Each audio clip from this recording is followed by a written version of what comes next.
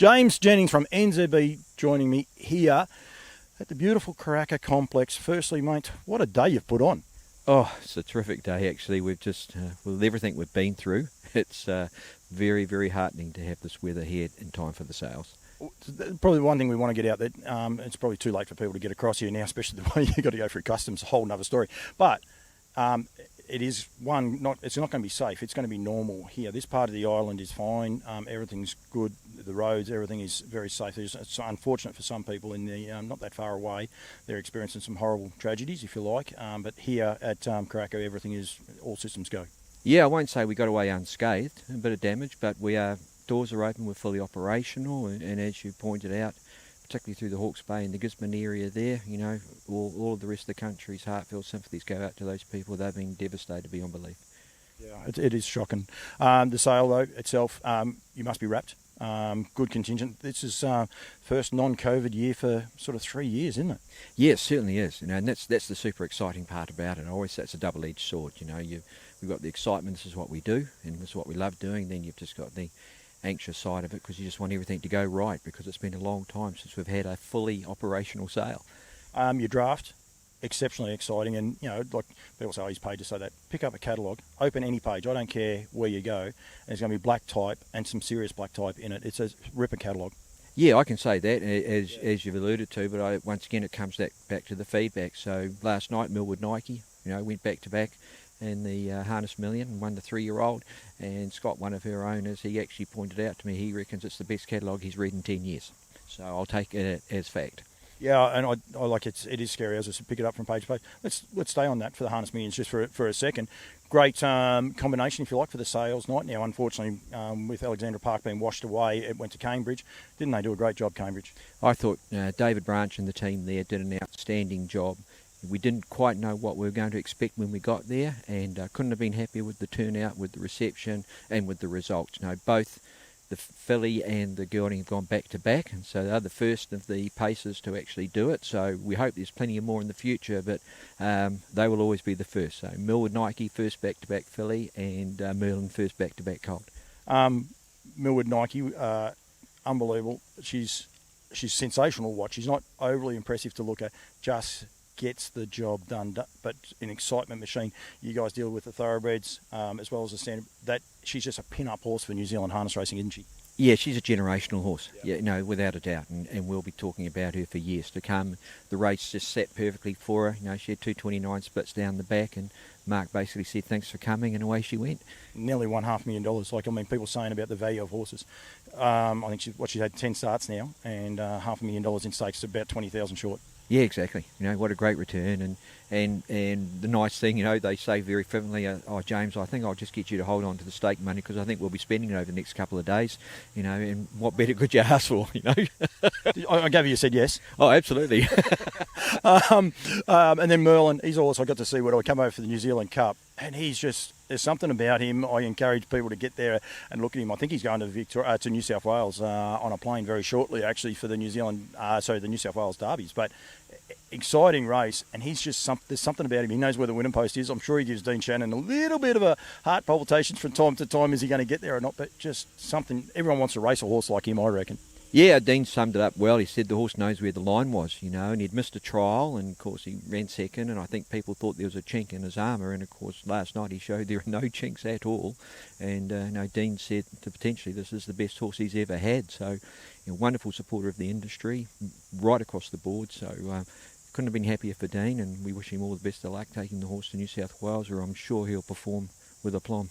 I don't know if it's 100% convinced, but Zach Butcher said we're going. So I think he just goes anywhere for a junket, so it doesn't worry him at all. Right, the sales here, inspections are underway. It is Saturday morning, 11 o'clock local time.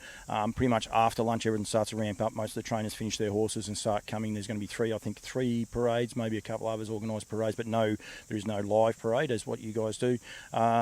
You must be excited, though, by the way the vendors buy in. You've got the Brecking Farms marquee, you've got Woodlands over the other side, Alabar with all their black signage, and then all the smaller vendors, if you like, the way they buy in with their colours, the pomp and pageantry, if you like. It's just brilliant, isn't it? Yeah, I think that brings that level of professionalism. So the buyers are walking up and these people are prepped and ready, and they look as good as their horses, and that's what they should do. You're here to present your product in its best possible form, and I take my hat off to our vendors. They've really come a long way in a short period of time with that level of professionalism, and we're seeing the results in the sales ring. I was here about just on 8 o'clock, and it starts at 8 o'clock. Like, everyone's dressed, the Brecon teams, they were at 8 o'clock. They were making sure that if people got here early, they were ready for them. Yeah, absolutely, and that's what you need to do. You need to be here to present your horses to the buyers. Previously we have had a public parade, but with COVID, we've proven that you don't necessarily need that, and it can be potentially detrimental. Bit of feedback, the buyers want to look at the horses on their own terms, so let them go to the boxes and pull the horses out as they need them. Woodlands and have got a big draft, so they've opted to have a parade at their boxes, which is just an opportunity for them to maybe get the opportunity to get these horses out and about and again. When you've got such a large draft, and that makes sense, and good luck to them.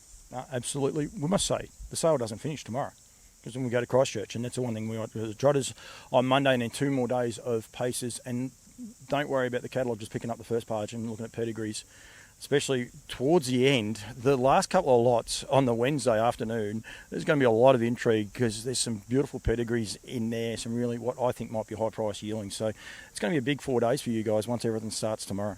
Yeah, exactly. We're going to get to that point where you're starting to run out of pages in the catalogue, and we do the cataloguing judiciously. It's just based on alpha on the mares, and we have a different start letter every year, and it just so happens that a lot of those better pedigrees are turning up later in the sale, so it could be the perfect recipe for some good results.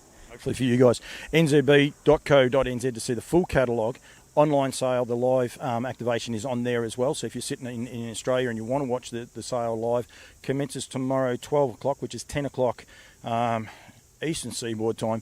Queenslanders go back to 9 o'clock. It's just very, very... South Australians at half an hour. West Australia, you guys work it out, but basically 12 o'clock New Zealand time. It commences, I think then we go to, I think it's 3 o'clock local time in Christchurch for the Trotters, and then back to 1 o'clock, I think, for the other 2 sales. So keep involved, but all those sales will be streamed live. Just go to nzb.co and then follow the links to the live stream. Yeah, exactly. And start times are there to try and help our Australians. Even our great mates in WA. At least they can sit down to breakfast and buy a horse. So here we go. Could be dangerous. Just excuse me, honey. I just got to tick off 100,000. It'll be right. It'll be fine. We'll see how that goes. Just a quick one too. Anyone watching here and says, "Oh, I wouldn't mind the inspections." You guys have access to people that can inspect. Obviously, the guys that work for you, but you also have independent people. Mark, you said it there before, that they can also advise people of independents here that they can inspect horses. So if anyone has a horse that they think, "Oh, but I don't want," there are people here that will independently look at those, and then you can also get a vet's opinion. You'd have to probably pay for the vet's opinion, but you can. There is ways that we can get around that. Yeah, you've summed it up succinctly. The one thing that COVID has taught us is that we now have a number of clients overseas who have created associations with agents and ourselves here in New Zealand, whose opinion they value and whose eye they trust. They've had 2 years of getting those horses in their stables, and they've got the products they wanted. So it is a recipe that is working, and we wish everyone the best of luck, whether you're here on site or whether you're bidding online, and hope you put the hand up for the horse that you want, and it goes on to give you every success. James, thank you. Always enjoy it. A little bit of cheeky comments prior to it. If you wonder why he was grinning, it had nothing to do with me. It was always all him. But thank you very much. Don't you be late for that wedding. When Jan's watching this, and wondering why you weren't home at 11:30, it's because you're doing this interview at 11:25. So don't worry, Jan. I'll drop you in. It'll be fine. Thank you. Good luck. There'll be plenty going on. But good luck to you, and good luck to all the vendors selling the horses as well, mate. Yeah, thanks, Cambo, and just from me to you, we really appreciate everything you do for the industry. You're a shining light, and I don't mean that flippantly. We really do appreciate what you do. Has it got to do when I take my hat off? Yeah, there you go. But thanks, mate. We love having you over here, and let's get this on the road. Absolutely. Thanks, mate. Cheers, mate.